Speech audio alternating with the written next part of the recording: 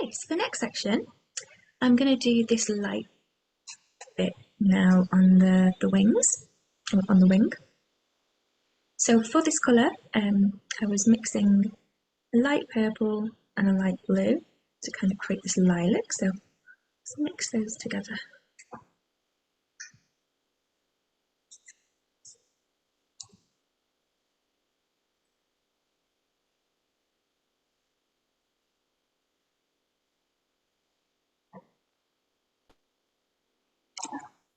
I might even just use my little carding brushes to put those together.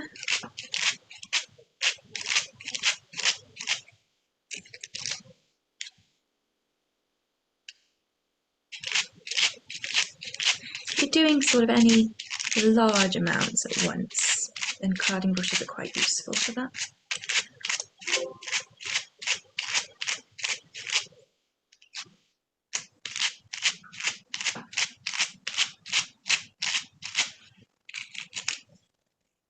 Okay, let's check that colour against the embroidery thread to see if it's the right colour, and I think that's a pretty good match. So I'm going to go with that. And so now we're just going to fill in all of those areas on here exactly like I've done with the other colours as well. So I'm just going to add a little twist to that, move that out of the way, and then I'll just tease my fibres up to the top section here. Now I do want to be aware of the lines in between because I'm going to need to come back and mark those with the black. And I'll just kind of leave that a little bit lighter so I can see where those brighter bits are going to go. And then I'll just sort of roll the edges of my wall and use my needle just to buff that up to this side like that.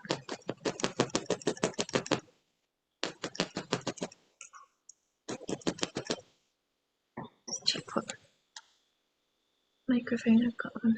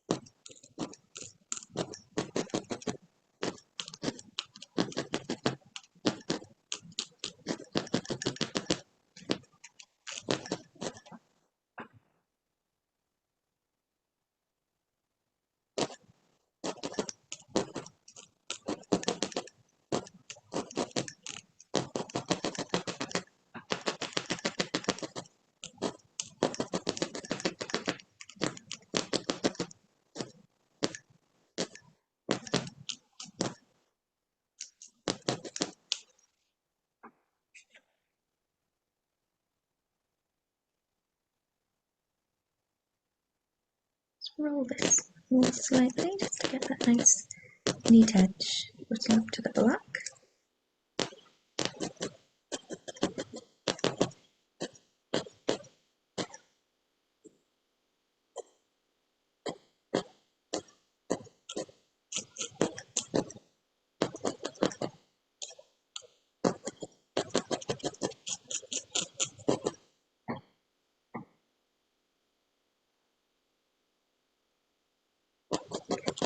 Technically I could just fill all this in with the light purple, but I just want to know where my lines are, so I'm just being a little bit more cautious, doing it in sections.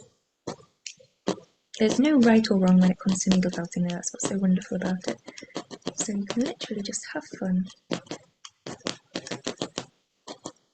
and enjoy experimenting, creating, and just seeing what the fibres do as you felt them, twist them, roll them, pull them. It's the best medium ever.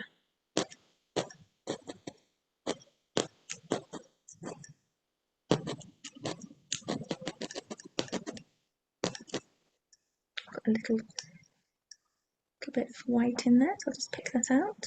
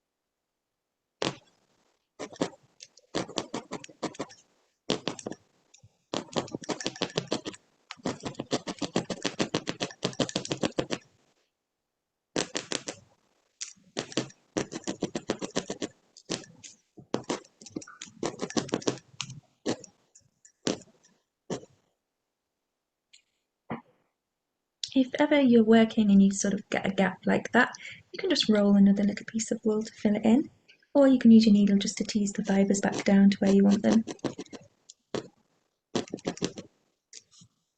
I'm always using my needle just to catch these little fibres. The only problem when you've got obviously your dark colour down first is that these lighter fibres can show up quite easily on the dark.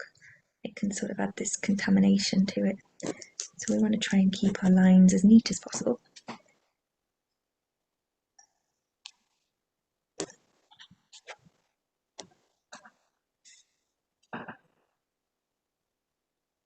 You can pick those off as well. Or if you've got a little pair of snips handy, you can trim off those excess fibres.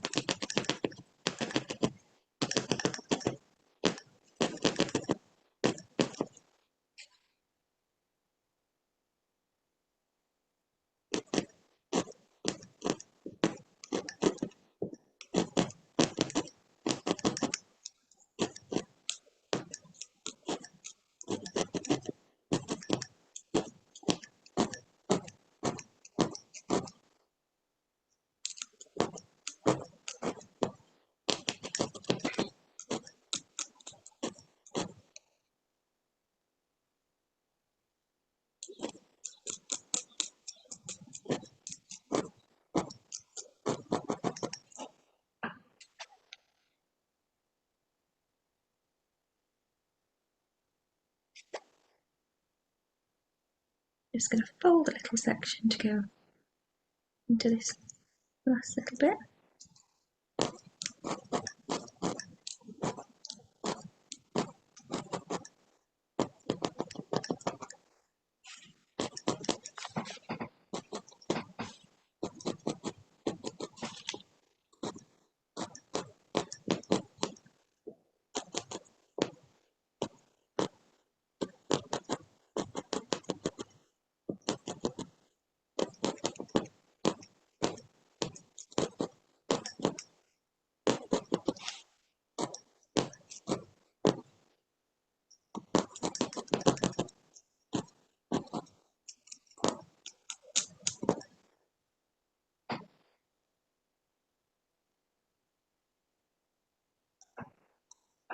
Okay.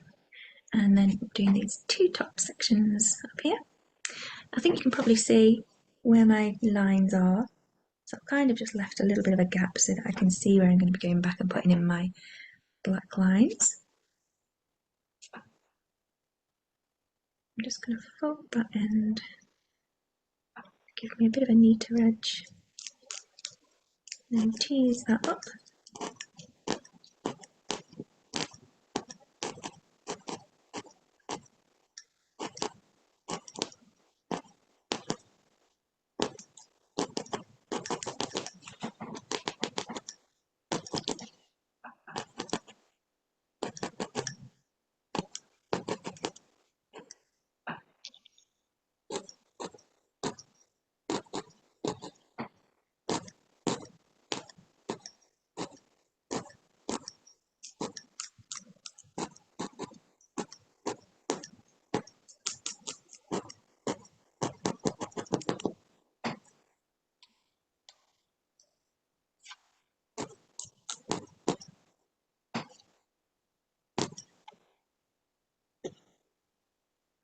And then this last little bit, let's fill that one in as well.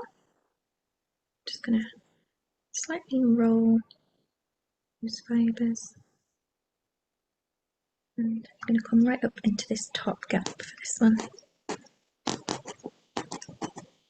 When you've got a small point like that, it's kind of easier to run your wool into that direction sometimes.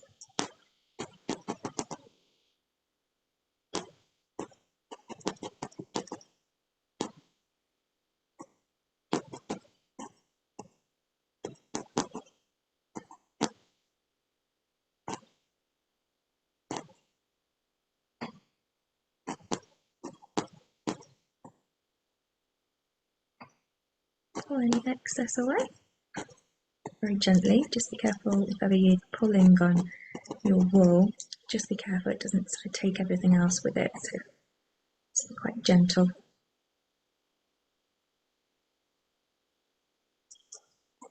There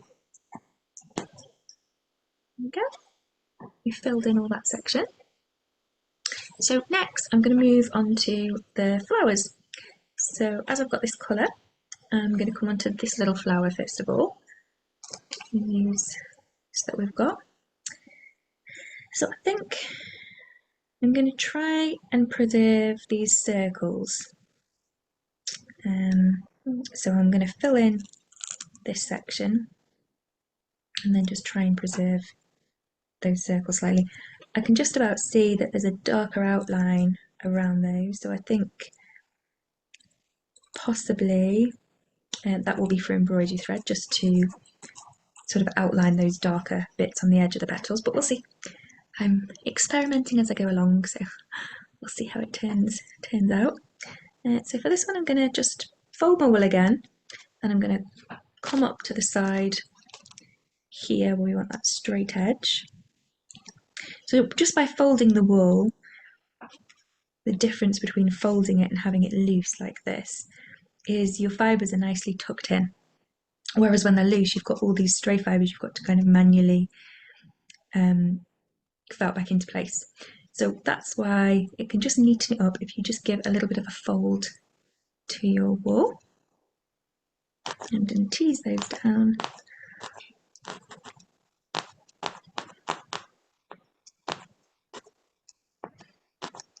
Just felt that into place.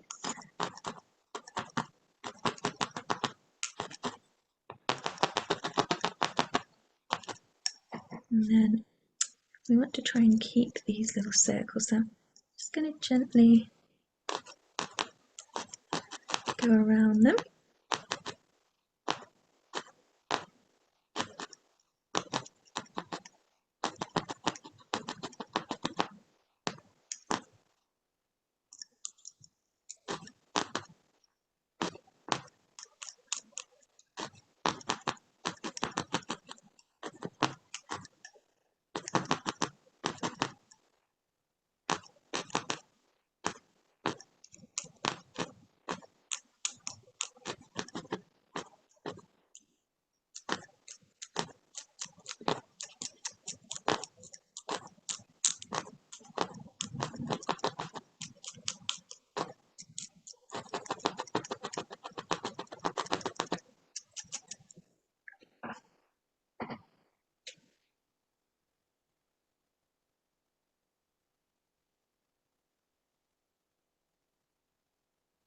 do the same on this one, so I'll just fold it, bring it up to the edge.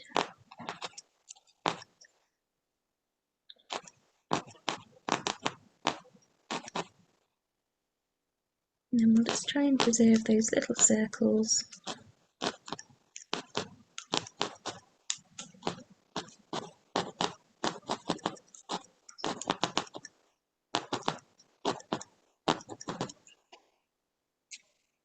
Do the other half of that petal.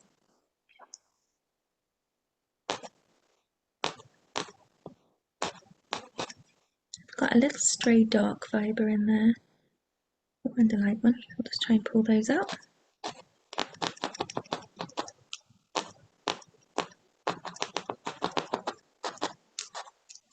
A question I often get asked is how much do you need to stab the wool when you're working?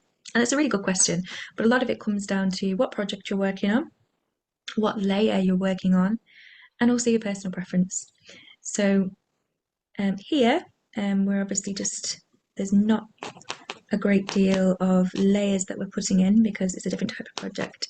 If I was doing something like a pet portrait, then there's going to be sections of wool that will lie as the top layer, and then there's going to be sections that you'll put down first. And so sometimes the top layer you will felt a lot lighter. You may kind of just lay down very wispy bits of wool and just lightly sort of felt them into place. Whereas the bottom layers you might stab a little bit more firmly. But also sometimes you're going to get these needle holes, and when you get needle holes, I just tend to use my needle very gently to brush them out. Now, some people struggle with this and they end up breaking their needle, so it's not something that you are putting a lot of pressure on with. And it might be easier to have a broken needle dedicated to kind of going over the area and just brushing out your needle holes. And that way you can preserve your good needle for felting. But that's just something that I do a lot when I go back over my work.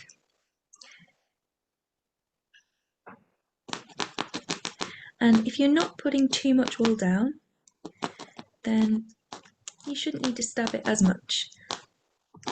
So I do tend to stab fairly firmly most of the time. But the thicker the wool that you've put down, the more you're going to have to stab it down. Whereas by taking small amounts of wool, just as long as it's sort of stabbed into place and secured, and you'll sort of get a feel of that the longer that you've been felting as to, if it's felted enough, if you need to go back over it. If you're doing something like a short coated dog, for example, then you're going to want to stab quite firmly because you're not going to want any directional hairs showing. So like here, we can see which way the direction of the wool is lying on some of it. So by stabbing it quite firmly, then you don't see those lines anymore of the fibres. They just sort of all felt down. So it just depends what project you're working, but I always recommend that you just have a play and just kind of do a project that is just for fun, and just have it as a learning experience, just to kind of practice your techniques. I've got loads of sample projects in the membership, so you can go and just felt along with me on any of the tutorials and just practice really getting your technique right and finding your own individual style and your preference, what you like to felt, how you like it to look. And although I have my preferences of felting materials as well, everyone has their own preferences, so what I like, you might find something else that you prefer. So it's always good just to keep trying, and you never stop learning.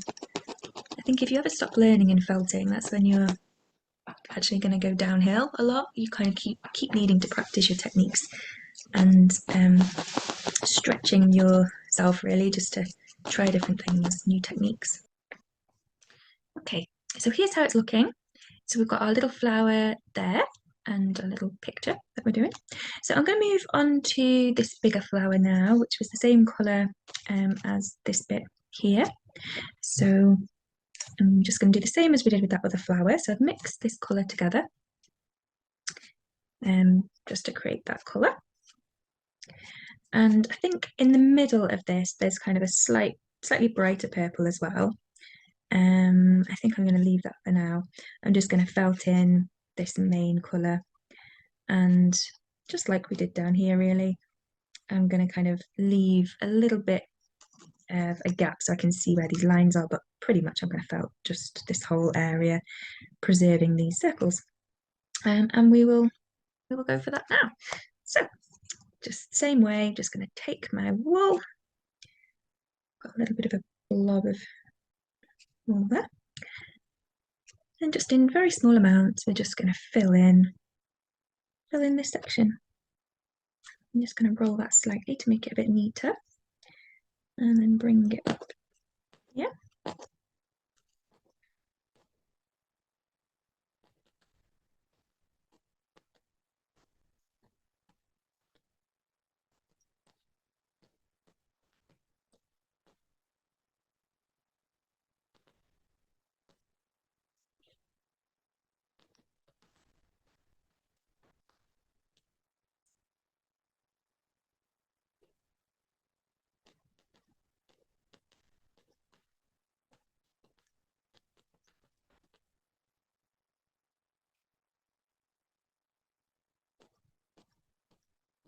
So if you've ever done a project like this where you've kind of used a kit and turned it into something else, I'd love to know what it was and how you got on with it and what you did, whether it was needle felting or mixed media or any other kind of kit. I'd love to know.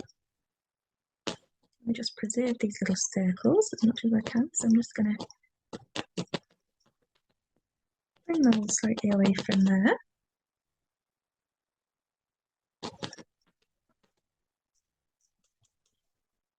And then just thin this bit out the back so I can see those lines still.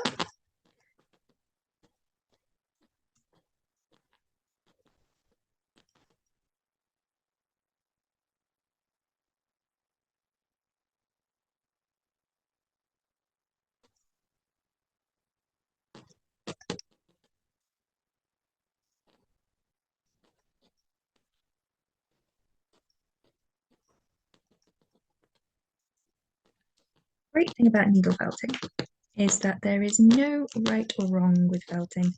It's really about kind of doing what feels well most comfortable to you, how you kind of get into your rhythm of felting. Some people prefer to kind of only felt with bright colours, or other people will only follow tutorials and want to kind of stick exactly to something. But there's no rules. You can kind of break free and just express yourself in any way that you want to, like with any artwork really. It's just having that confidence that to have a go and not worry about whether or not it turns out okay. And it won't always turn out okay, but the great thing about felting is that, especially 3D felting, I think a lot of 3D felters, they'll start out felting a project and maybe they started out that it was going to be, I don't know, a hare, but then the wool decided it was turning into a polar bear or something. And you just sort of go with the shape that it creates. So I'm just going to keep filling in over this section.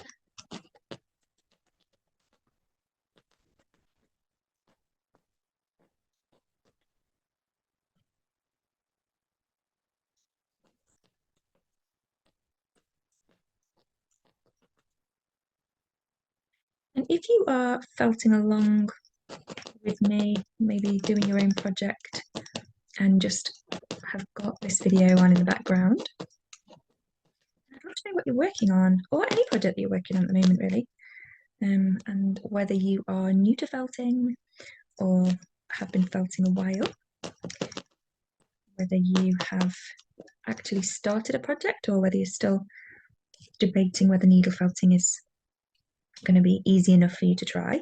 If that's you, by the way, then it is so easy just to get started on a project. I have some simple tutorials as well if you're wanting to follow something easy on my website. So you can, that's heart-shop.co.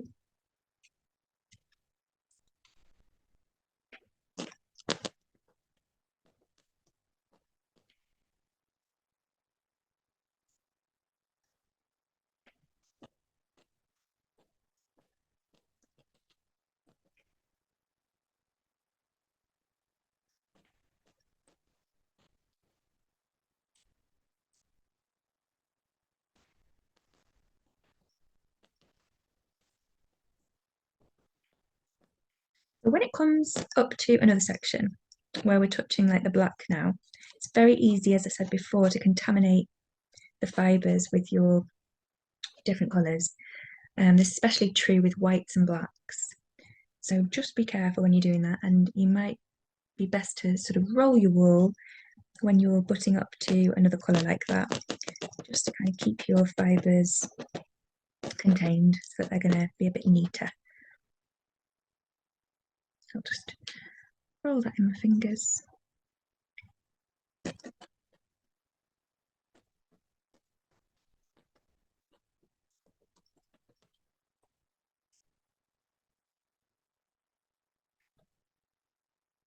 And I come to this next one. Yeah, this point with this from this one just for a change.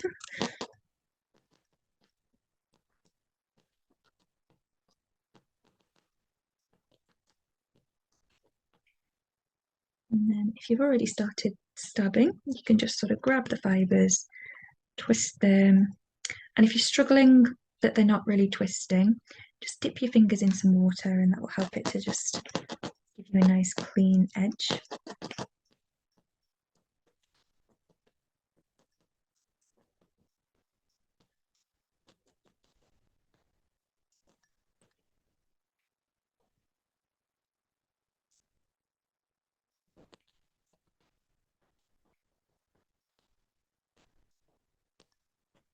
I want to preserve my little circles so I can still see them just about. Not sure if you can see them on camera.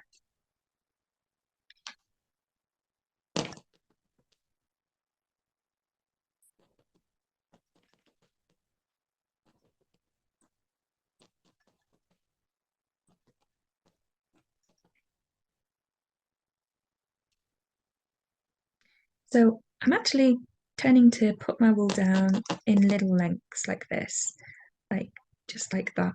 And the great thing about doing something like this on a flower where you've got kind of the embroidery is marking it out in lines is that by laying it in the same direction as we want the final kind of look to be, those streamlined lines, if we lay our wool in that same direction, then it helps to kind of add to what we're creating. Same goes for if you're felting a dog portrait and you're felting dog fur, then if you've got sort of a long coat, then you'd want to be laying the hair down in that direction and not just stabbing it any which way, because then it adds to giving you that realistic effect of the direction of the fur.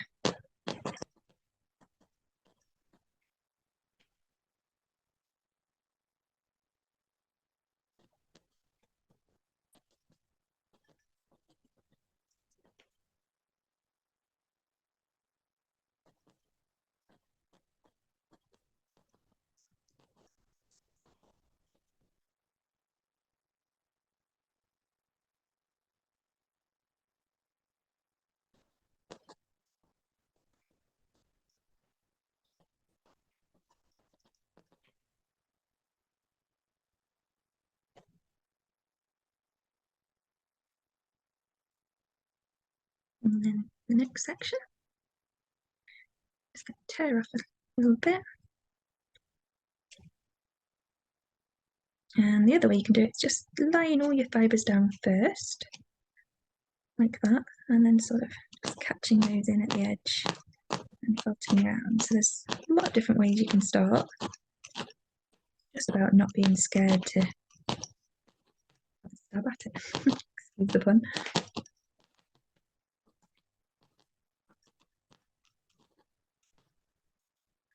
tease those down a bit so I can still make out some of those little lines.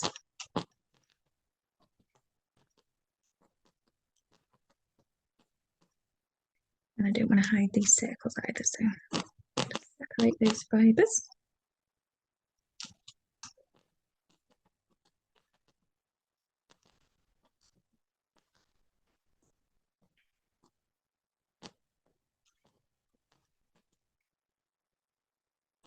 Fold those back on itself.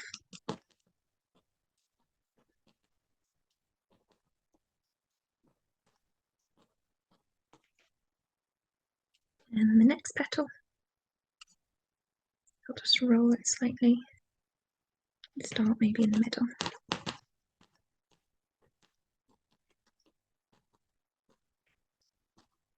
I'll just get that outline in first.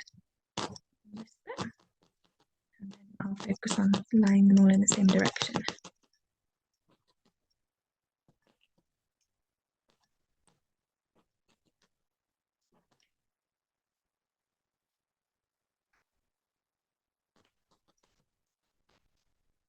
Keep a little circle.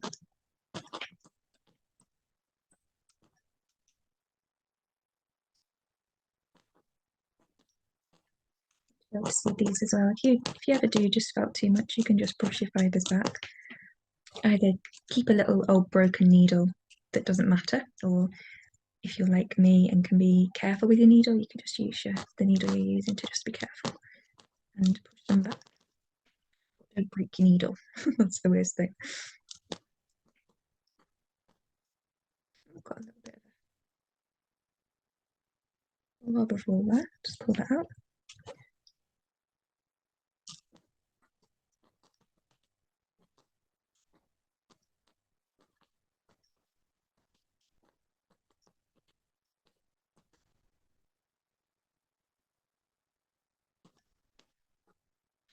To know kind of what projects you all find the most enjoyable. So if you have been felting for a while, or even any kind of craft, what kind of projects do you like to do? Do you like to do something that's just like filling in the colours like this?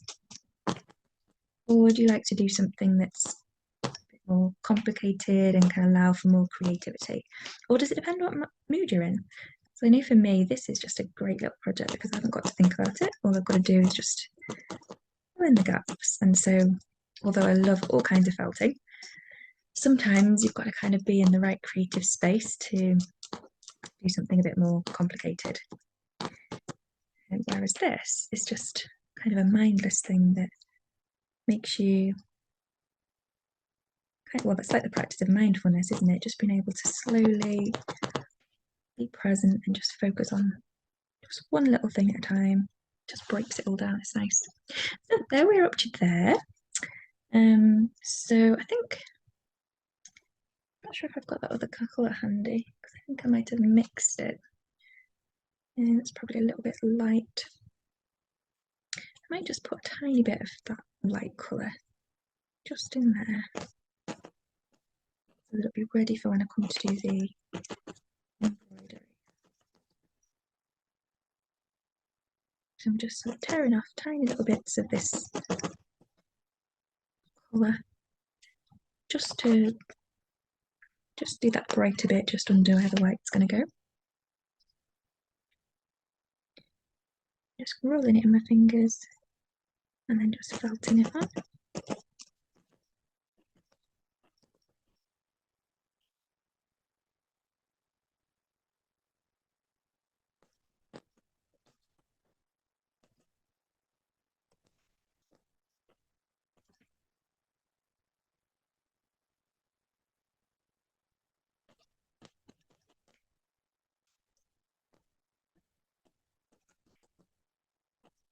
I don't want to cover my circles, so I've just uncovered that one.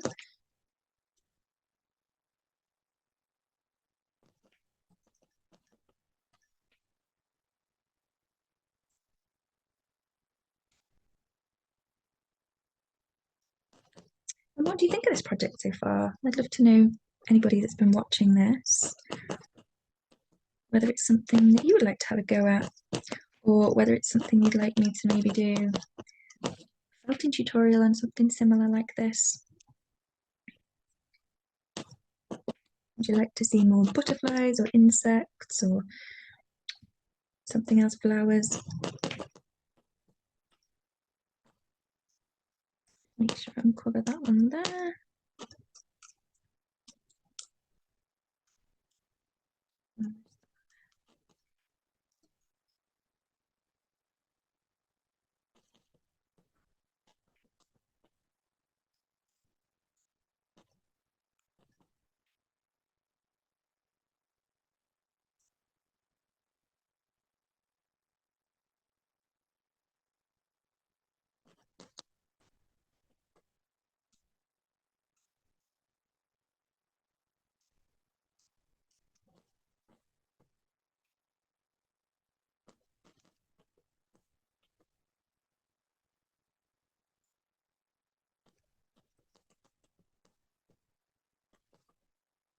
Okay, just giving that little bit of an impression of that bright colour underneath.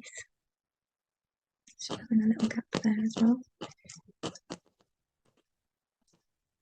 Like that.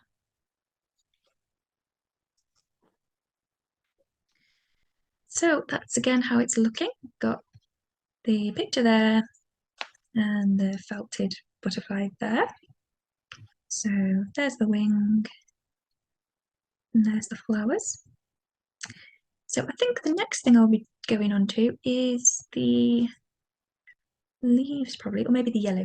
We'll have a think about that and I'll come back next time to do the next section. So happy felting, whatever you're doing, and I'll see you in the next session. Bye for now.